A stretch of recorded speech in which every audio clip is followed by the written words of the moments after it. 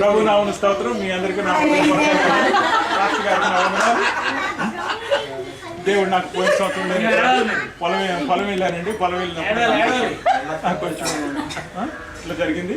అయినా నా హస్బెండ్ అక్కడండి పొలం వెళ్ళినప్పుడు అండి నాకు ఒక పెద్ద పాము కనపడిందండి. అనుకున్నానండి కానీ అది ఊరికే తాటి పట్టండి.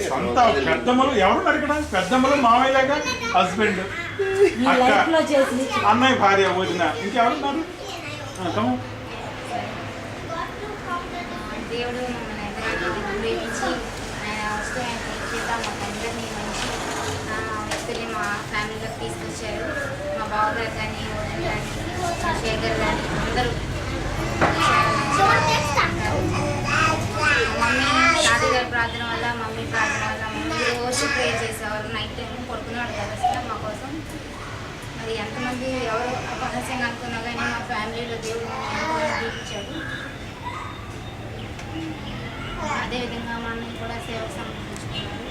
మా బాబు గారు కూడా బడ్జెట్లో మళ్ళీ ఉద్యోగం చేస్తూ ఉంటారు.